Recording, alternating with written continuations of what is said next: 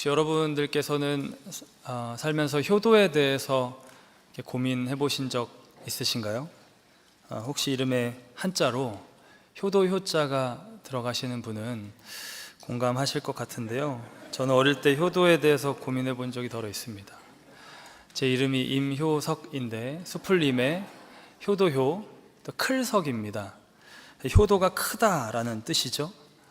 그러니까 아예 이름 자체가 이 땅에 효도를 크게 하기 위해서 그런 아주 거룩한 사명을 가지고 또 태어났습니다. 네, 감사합니다. 오늘 어버이 주일에 제가 이렇게 설교를 하게 됐는데, 이렇게 설교를 하게 된 거는 제 이름 때문은 아니고요, 설교 순번이 그렇게 됐어요. 근데 하나님의 섭리인가 라는 생각이 듭니다. 저는 성경에서 부모님을 공경하라는 이 10계명의 5계명이 있죠. 그리고 또 그것에 근거해서 오늘 저희가 읽은 바울이 에베소 교회의 성도들에게 편지하고 있는 이 본문에, 오늘 이 본문이 제 이름 때문인지는 몰라도 그냥 이렇게 읽다가 넘어가지지 않을 때가 몇 번 있었습니다. 그리고 마음속에 질문도 있을 때가 있었습니다. 그 질문을 하게 된 하나의 계기가 오늘 이 에베소서 6장에 있는데요, 오늘 본문을 보시면 바울이 1절에 자녀들아 주 안에서 너희 부모에게 순종하라, 이것이 옳으니라 라고 말씀하고, 2절에 내 아버지와 어머니를 공경하라 라고 말씀하는데요, 이것은 우리가 잘 아는 대로 출애굽기 20장에 있는 그 10계명 10개의 계명 중에 5번째 계명, 그것을 언급하는 겁니다. 이 지금 바울이 인용하고 있는 그 10계명 9절은 출애굽기 20장 12절입니다. 내 부모를 공경하라, 그리하면 내 하나님 여호와가 내게 준 땅에서 내 생명이 기일리라. 이 말씀을 토대로 지금 바울은 이 부모 공경 계명이 약속에 있는 첫 계명이라고 말합니다. 이 지금 후반부에 내 생명이 길 것이다 라는 그 약속을 언급하는 것이죠. 이 축복의 약속이 있다는 겁니다. 10계명에서 말씀하시듯이 이 생명이 긴 그 내용을 바울이 지금 인용하고 있는 겁니다. 근데 여기서 잠깐 생명이 길다는 것이 단순히 오래 사는 것만을 말하는 것은 아닙니다.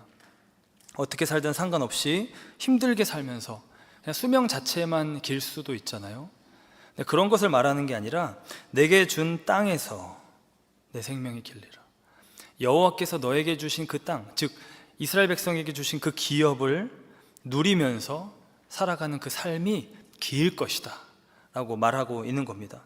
바로 이 내용 때문에, 이 축복의 약속 때문에 바울은 부모님을 공경하라는 이 계명이 약속이 있는 첫 계명이다 라고 말합니다. 실제로 10계명을 이렇게 보시면 지금 이 계명 5계명의 내용처럼 이 계명을 지키면 이렇게 해줄 것이다, 이 계명을 지키면 이렇게 될 것이다 라는 식의 그 하나님의 약속이 그 계명 안에 같이 들어간 계명은 이 부모 공경 계명뿐입니다. 제가 앞서 말씀드렸던 질문이 바로 이 부분에 있었습니다. 왜 하나님께서 이런 약속을 하셨을까? 왜 10계명 중에서 유독 부모 공경에 대한 계명에만 이와 같은 축복의 이 말씀을 같이 하셨을까? 바울은 또 어떤 맥락으로 이 내용을 지금 이해하고 있어서 제 에베소 교회에 편지를 하면서 이 내용을 다시 주목하도록 굳이 언급하며 말하고 있는 것일까? 혹시 여러분은 이 본문을 읽으면서 그런 고민을 하신 적이 있으십니까? 이 질문에 대한 나름의 답을 제가 찾게 된 제 개인적인 경험이 있었는데, 그것은 제 이름과 관련된 10대 시절의 경험이었습니다. 제가 처음 하나님을 만나면서 저의 안에 그 무너져 있던 어떤 자아상과 그 내면을 하나님께서 막 회복해 주시는 어떤 일련의 시간들이 있었습니다.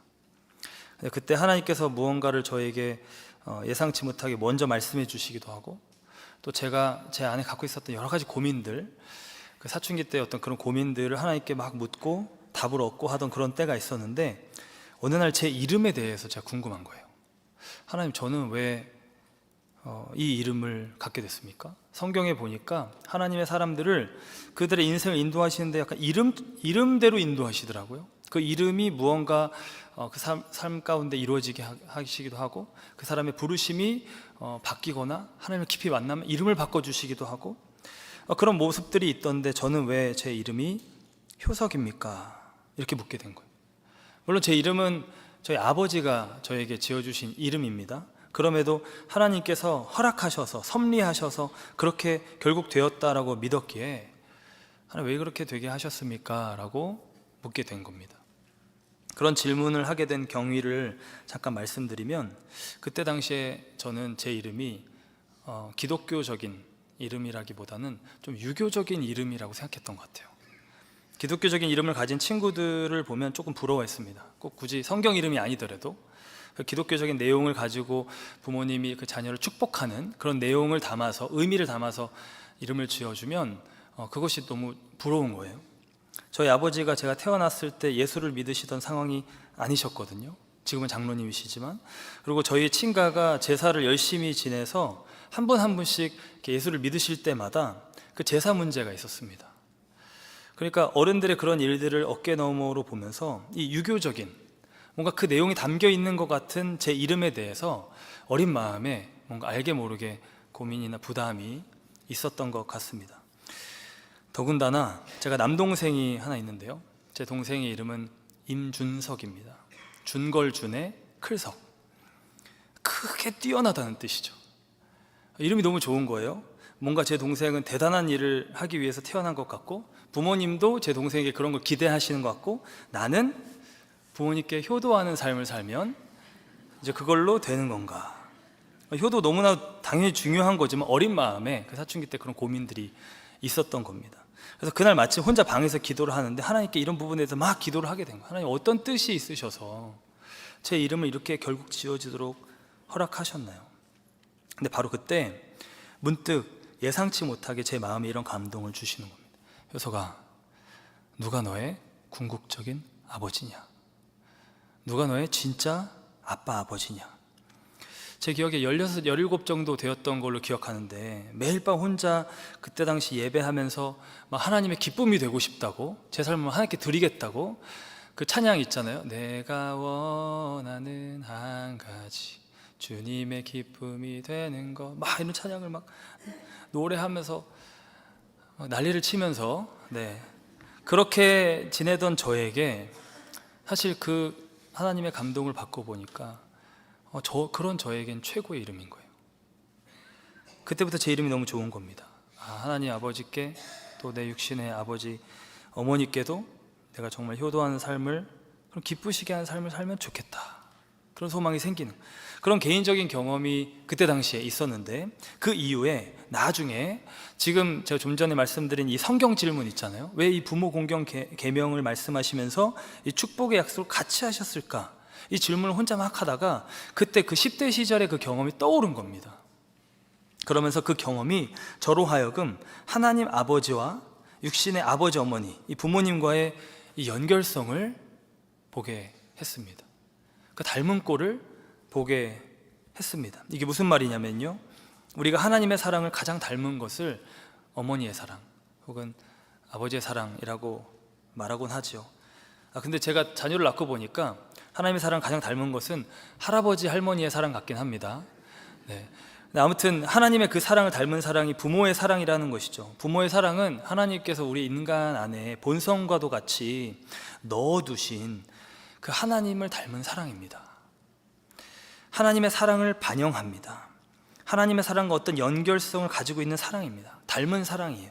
그 하나님의 영원하고 무한하신 그 사랑을 이 땅의 인간 버전의 사랑 중에 가장 닮아있는 사랑인 것이죠.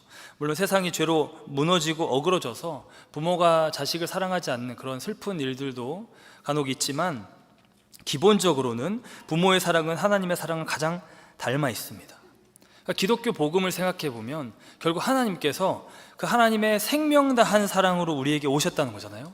그게 예수 십자가에서 증거된 하나님의 사랑이잖아요. 근데 부모님들이 어찌 보면 자신의 생명을 다해서 우리를 사랑하시는 분들입니다. 생명을 다 주어도 전혀 아깝지 않다라고 말씀하시는, 그러니까 혹여 자녀가 아프면 차라리 내가 아프면 좋겠다 하는 분들이 우리 부모님이잖아요. 그러니까 이거는 하나님의 창조 질서와 원리 안에 어떤 의도, 어떤 의미가 담겨 있는 겁니다. 이렇게 하나님의 사랑과 부모의 사랑이 닮아 있는데, 이 사랑의 목적을 먼저 한번 생각해 보면 결국 이 사랑은 우리로 하여금 생명을 누리게 하려 하시는 겁니다. 그 생명을 풍성하게 누리도록. 그러니까 이 하나님의 그 사랑의 목적을 생각하고 이 하나님의 사랑이 이 부모의 사랑의 어떤 원천이라는 걸 생각해 봤을 때 우리는 이런 결론을 내릴 수 있어요. 하늘에 계신 하나님 아버지를 공경, honor하고 그분을 사랑하고 그분을 따르면 그 사람은 그 하늘의 기업을 얻고 누리게 됩니다. 그 하늘의 생명을 길게 어느 정도로? 영원한 정도로 누리게 됩니다. 그와 똑같이 이 땅에서의 아버지 어머니, 나의 부모를 공경하고 사랑하면 이 땅에서의 생명을 길게 누리게 되는 겁니다. 그 하나님께서 나에게 주신 이 땅의 기업을 그것을 누리면서 똑같은 패턴입니다. 차원이 다를 뿐 결국 한 분 하나님, 그분께서 이것을 만드신 거예요. 이 원리를 생각하신 거예요. 우리야 부모님이 계신 게 당연하지만 사실 창조에 있어서 당연한 건 없습니다. 창조, 기독교 신학에서 창조를 무에서의 창조라고 말합니다. 아무것도 없던 것에서 하나님께서 창조하신, 하나님의 어떤 의도와 의미를 가지고 창조라는 그 히브리어 바라라는 게 아예 그냥 없던 것을 만드는, 하나님께만 붙이는 동사입니다. 그러니까 하나님 아버지께서 창조를 하시면서 이 내용들을, 이 의미들을 넣어서 우리에게 주시는 거예요. 나라는 이 존재 자체는 그 영혼의 차원에서 봤을 때는 하나님께서 뜻하신 것이고 하나님께서 지으신 것이고 하나님께 창조하셨지만, 그런 내가 이 땅에 존재해서 태어나게 된 그 모든 과정은 육신의 부모님을 통해서입니다.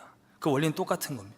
하나님 아버지, 그 영원한 하나님 아버지를 사랑하고 섬기는 자에게는 그 영원한 생명을 약속하신 것이고, 이 땅에서의 아버지 어머니를 사랑하고 섬기면 이 땅에서의 생명, 그 유업을 약속하신 거예요. 내가 잘 되고 이 땅에서 장수하리라, 내 생명이 길리라, 그 말씀입니다. 그러니까 이것이 창조주 하나님께서 기뻐하시는 어떤 모습이라는 거예요. 창조의 질서라는 거예요. 원리라는 거예요. 원칙이라는 겁니다.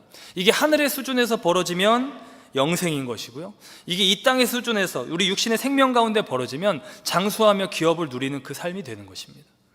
그러니까 이 부모를 공경하라는 지금 이 계명은 마치 복음과 같아요.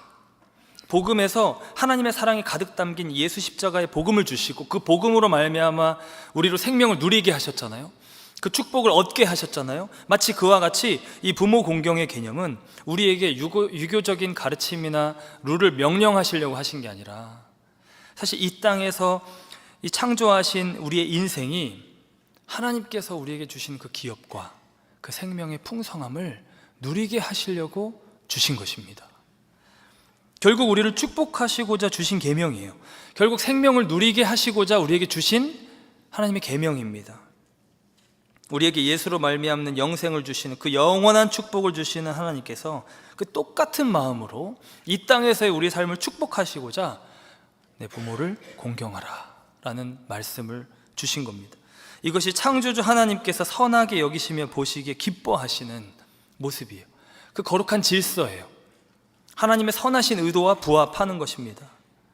우리를 창조하신 그 창조주 하나님을 경외하고 사랑하고 순종하는 것, 우리의 신앙이죠. 마땅한 것입니다. 나의 뿌리를 아는 것입니다. 내 생명이 그분으로부터 왔다라는 것, 생명의 원천이신, 생수의 근원이신 그분을 기억하는 것입니다. 전도서 말씀처럼 나를 창조하신 이를 기억하는 것, 하나님께서 기뻐하시는 신앙이요 그 중심이 의로운 자의 모습인 겁니다. 그와 똑같은 원리로 그렇게 우리라는 존재가 이 땅에 태어나는 그 과정에 하나님께 사용하신 우리 육신의 그 부모님, 그 부모님을 공경하고 사랑하고 순종하는 것, 이거는 우리의 신앙과 떨어져 있는 것이 아니라 함께 가는 것이고 역시 마땅한 것입니다. 나의 뿌리를 아는 것입니다. 부모님을 기억하는 것입니다. 이것 역시 하나님께서 기뻐하시는 신앙이요 그 중심이 의로운 자의 모습인 것입니다. 그래서 이 두 계명은 서로 맞닿아 있는 거예요. 같이 가는 거예요. 붙어 있는 겁니다. 그래서 같이 하나를 지킬 때, 하나를 온전히 지키게 될 때 다른 하나를, 또 이 둘 다 또 거부하는 그런 일들이 벌어지기도 하는 것입니다. 디모데전서 5장 8절에 그와 같은 말씀이 있습니다. 누구든지 자기 친족, 특히 자기 가족을 돌보지 아니하면 믿음을 배반한 자요 불신자보다 더 악한 자니라. 이 가족을 생각할 때 형제가 있을 수도 있고요, 없을 수도 있고요. 사실 자녀도 있을 수도 있고 없을 수도 있습니다. 근데 부모님은 항상 있습니다. 누구나 있습니다. 그러니까 우리의 원가족을 생각하면 결국 부모님과 우리의 가족, 그 관계예요. 그렇죠? 물론 어떤 경우에는 집안에서 예수님을 믿는다고 부모님께 핍박도 받고 그러면서 안타깝게 슬프게도 그 부모님의 뜻을 거역하면서 불효를 하면서 겉으로 보기에는 하나님을 향한 신앙을 지켜야 되는 경우가 있죠. 도리어 그 효를 우리 부모님들이 하나님을 알도록 인도하는 진정한 효를 해야 되는 그런 경우가 있지만요, 원래는 그렇지 않은 겁니다. 부모님 하나님을 모르셔서 그런 거지 원래는 하나님의 창조 질서와 그 주권 가운데 이 둘은 같이 가는 겁니다. 부모 공경과 하나님의 사랑이 같이 가는 겁니다. 이 둘이 함께 가는 겁니다. 그러니까 하나님의 창조 질서를 기뻐하면서 감사하면서 그 안에 머물든지, 아니면 둘 다 거부하고 반항하며 거역하든지. 그래서 사람들이 현대인들이 그 하나님을 믿기 어려워하는 여러 이유가 있지만 그 가운데 늘 과거부터 언급되는 한 가지는 권위에 대한 상처입니다. 육신의 아버지로부터 큰 상처, 아픔, 무관심 혹은 학대를 받은 사람들이 하나님 아버지를 믿기 어려워한다는 거예요. 이 이유는 늘 단골로 나옵니다. 우리가 아는 무신론적 철학자들 상당수가 여기에 해당됩니다.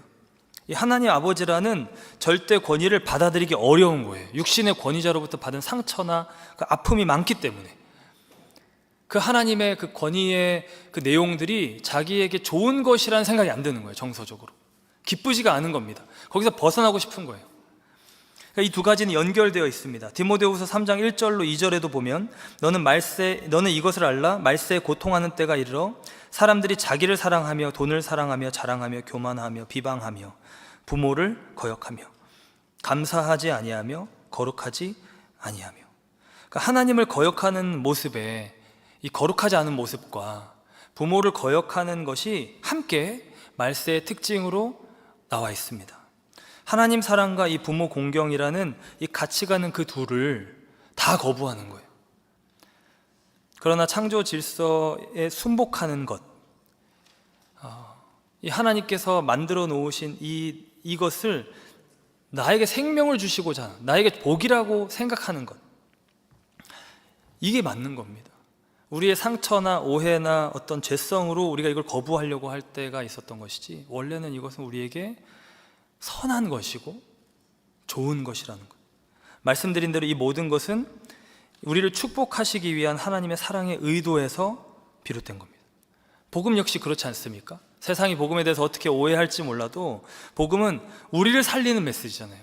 우리에게 복이 되시는 정말 그 그리스도의 복음, 그 메시지잖아요. 부모 공경 역시 사실 마찬가지인 겁니다. 창조주 하나님의 주권과 질서, 그 안에 우리가 머물 때, 그렇게 우리가 하나님을 사랑하고 우리 부모님을 사랑할 때, 우리는 하나님께서 우리에게 주시려고 작정하셨던 그 하나님 나라의 생명과 이 땅에서의 생명을 모두 다 누리게 되는 것입니다. 이게 하나님의 선하신 뜻인 것입니다. 아멘이십니까? 말씀을 이 시간 적용해 보겠습니다. 지금 나눈 이와 같은 내용은 우리에게 어떤 메시지를 주는가? 먼저는 첫 번째로 부모님들에게 주는 메시지가 있습니다. 부모님들은 하나님께서 나를 통해 우리 자녀들을 축복하실 수 있도록 자녀들을 도와주어야 합니다. 이게 무슨 말이냐면요, 축복은 결국 하나님께서 하시는 것이죠. 우리가 축복을 빌어줄 뿐, 기도해 줄 뿐, 결국 축복을 하시는 그 권세자는 하나님이십니다. 하나님께서 축복을 하셔야 우리에게 축복이 임하는 거예요. 근데 그 하나님께서 기준을 말씀하셨어요. 부모를 공경할 때 축복하시겠노라고. 이 땅에서의 삶에 그 기업을 누리고 그 장수하는 그 삶을, 그 생명을 누리는 삶을 주시겠노라고. 그렇다면 부모된 우리는 자녀들이 나를 존경하고 사랑할 수 있도록 노력을 해야 하는 것입니다. 그 길을 어렵게 만들면 안 된다는 겁니다. 그것을 오늘 본문 마지막 절에서는 이렇게 표현합니다. 4절에 보시면 또 아비들아 너희 자녀를 노엽게 하지 말고 오직 주의 교훈과 훈계로 양육하라. 그러니까 자녀들을 노엽게 하지 말라. 자녀들의 마음을 격놓게 하지 말라. 마음이 막 분하고 막 힘들고 요동시키지 말라, 그 말씀을 하고 있는 것입니다. 제가 과거에 그 초등학교 아이들 사역을 하고 또 유스그룹 우리 중고등학교 아이들 사역을 한 적이 있었는데요. 그때 자녀들이랑 이렇게 아이들이랑 얘기를 해보면 아이들의 마음이 크게 막 상심하고 신앙이 막 흔들리는 그런 경우들이 있습니다. 그때 이렇게 얘기를 나눠보면 사실 그 부모님들의 신앙이 열심이 없거나 그래서가 아니라 그 신앙의 어떤 위선을 자녀들이 볼 때입니다. 그 가식을 자식들이 볼 때 신앙이 흔들립니다. 뿌리채 흔들립니다. 온유한 성품의 아이일지라도 그런 모습을 보면 막 안에서 분노나 막 서름이 있어요. 그러니까 말로는 부모님들이 자녀들에게 성경 이야기 하시고 올바른 말씀 다 하시는데 인간이 영적인 존재잖아요. 말만 듣고 그냥 그게 끝인 게 아니라 실제로 그 아이들에게 영적으로 정서적으로 전해지는 그게 따로 있잖아요. 근데 그게 하나님 나라가 아닐 때가 있는 거예요. 말은 하나님 이야기인데 실제로 전해지는 건 어떤 억압과 강제와 종교적인 엄격함과 말과 삶이 다른 모습들, 두 가지 이중잣대를 가지고 자녀들에게 적용하는 것과 스스로 적용하시는 게 다른 모습들, 이런 것들을 자녀들이 다 봅니다. 가정 안에서. 그래서 말로는 비유를 하면 하나님 나라의 생명수에 관한 것을 막 들으면서 그것을 마시라고 하는데 실제로 전해지는 건 생명수가 아니라 흙탕물과 같은 뭔가 마시지 못할 어려운 그런 것을 경험합니다. 그러면 자녀들 마음 안에서 어떤 일이 벌어지냐면 이 두 가지 경험이 붙어버립니다. 그럼 하나님 이야기만 들어도 싫어합니다. 하나님 나라가 이런 거구나라고 마음 안에 이게 생성이 된 거예요. 그래서 거부 반응이 일어납니다.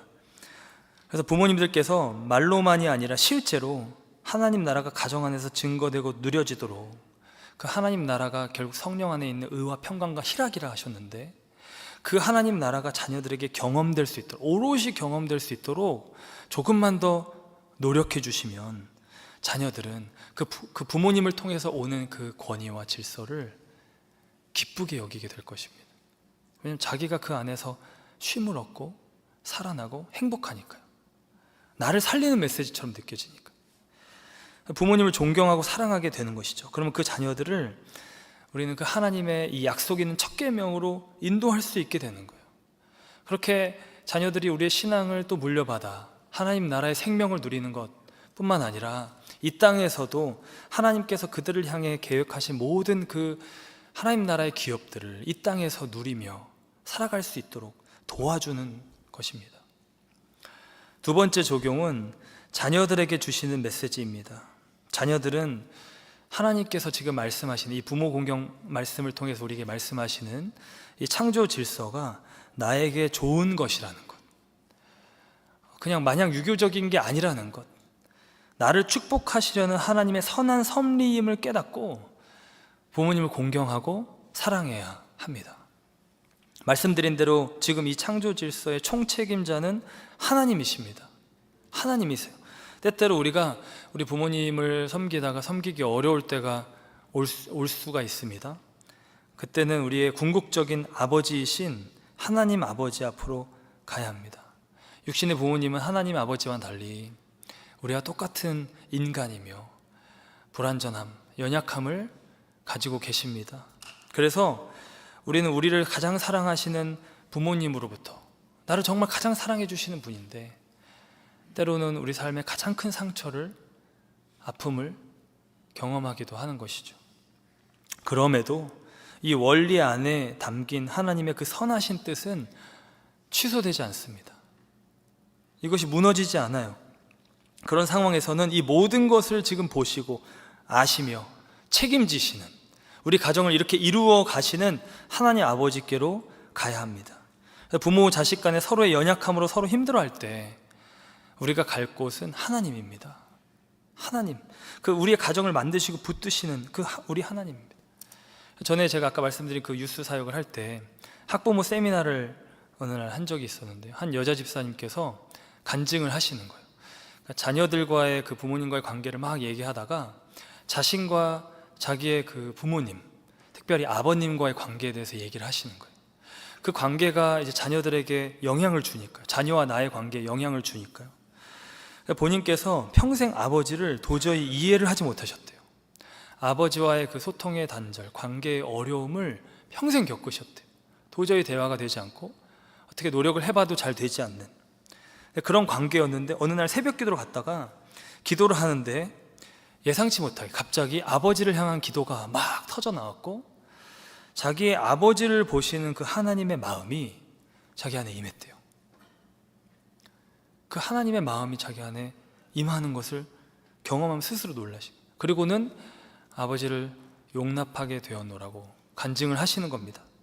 여전히 이해하지 못하는 부분이 있을 수 있지만 이분의 그 기본 태도, 마음이 바뀐 겁니다. 전에는 이해가 안 되면 도저히 이해가 안 돼 하고 돌아섰다면, 이제는 사랑 가운데 너무 이해하고 싶어지는 거예요. 우리가 부모님을 사랑하고 또 때론 그리워하고 공경하지만 우리는 때때로 하나님의 눈으로 우리 부모님을 이해하고 바라봐야 합니다. 또 자녀들을 바라볼 때도 사실 마찬가지입니다. 우리가 자녀를 너무 사랑하지만, 하나님께서 그러한 사랑 우리 안에 넣어두셨지만, 얼마든지 우리는 나의 욕심이나 나의 바람을 투영해서 사랑할 수도 있고요, 또 마음에 들지 않으면 미운 감정이 들기도 합니다. 우리 인간의 연약함인 겁니다. 결국 하나님이 필요한 거예요. 이 모든 가정의 질서와 원리를 하나님께 창조하시면서 보고 싶어 하셨던, 그 의도하셨던 그 하나님의 그 모든 축복의 약속들이 우리 가족 가운데 이루어지기 위해서는 하나님이 필요한 거예요. 이것을 이루어가시는 그 하나님의 은혜의 손길이 필요한 겁니다. 이 모든 것 너머, 이 모든 상황 너머에서 우리에게 은혜를 베푸시는 그 하나님, 우리를 축복하시는 하나님, 우리 가정 안에서 일하고 계시는 그 하나님, 우리 가정이 이 하나님의 이 거룩한 질서를 세워갈 때 우리는 그 은혜의 원리 안으로 들어가게 될 것입니다. 너무 힘든 상황 혹은 환경이, 그런 일들이 우리 가족 안에 있더라도 이 하나님의 마음이 임하고 눈이 열리면, 깨닫게 되면 하나님께서 지금 우리 가운데 일하고 계시는구나, 이 하나님의 은혜가 우리 가족 안에 흐르고 있었구나, 우리를 축복하시고자 하시는 것이 하나님의 본심이시구나, 하나님께서 우리를 은혜 가운데 인도하고 계셨구나라는 것을 보게 될 것입니다. 그 하나님을 바라보며, 그 하나님을 신뢰하며 하나님의 축복과 은혜를 누리는 모든 가정 되시기를 예수님의 이름으로 축복합니다. 함께 기도하겠습니다.